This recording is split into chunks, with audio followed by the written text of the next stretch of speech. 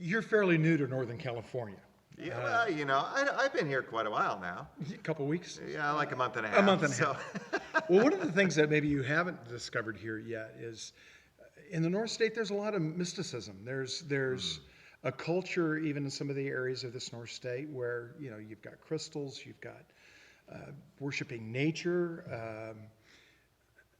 Those are usually pretty evident to see, a believer to see, and it doesn't line up with Scripture.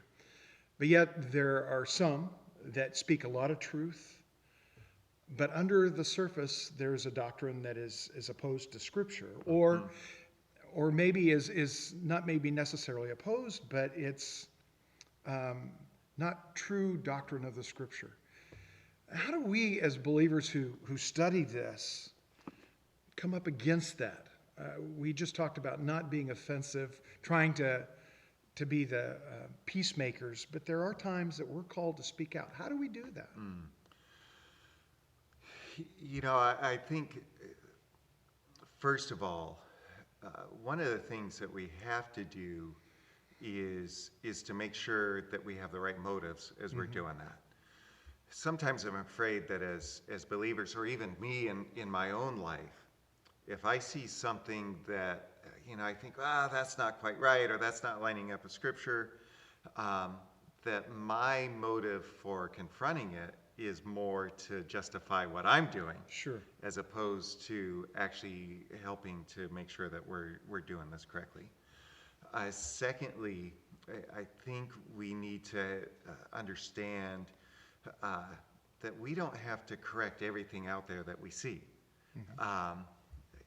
because in a lot of ways, we've got things that we need to correct on our own point, or in our own ministry, and if we're spending time looking out there, sometimes it's because, again, it's a little bit of justification, but it's because we want to feel better about what we're doing, and so we're pointing out there and saying, well, you're wrong, and you're wrong, and you're wrong. In the meantime, we're allowing all sorts of stuff to be taking place here. Thirdly, I think we do have to have an understanding of kind of where the line is for, what do I need to address? Sure. What's crucial that I speak out against? And then what's something that I need to say, that's something that'll get worked out in the end.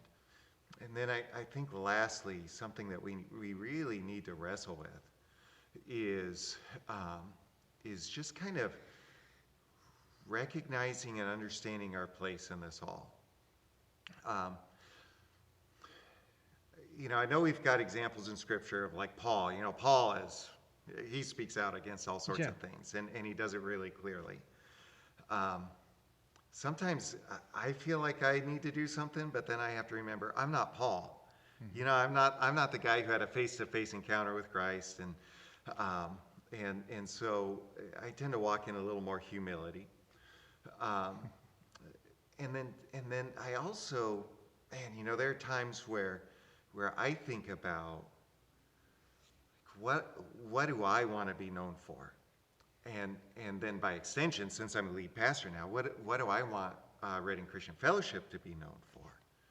And I just know in my own heart and mind, it's the temptation for me is to become known for being what I'm against, right, rather than what I'm for.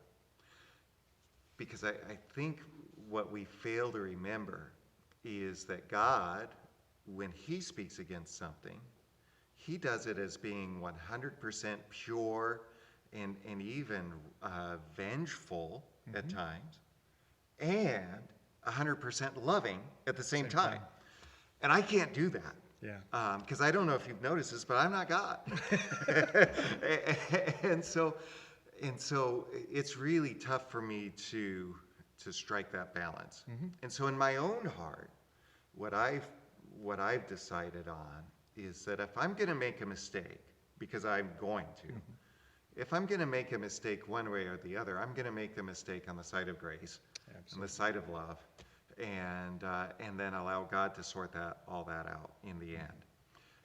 In the meantime, there are things that we'll need to address from time to time, But I'm actually more inclined to say that's a little less frequent than I want to make it to be.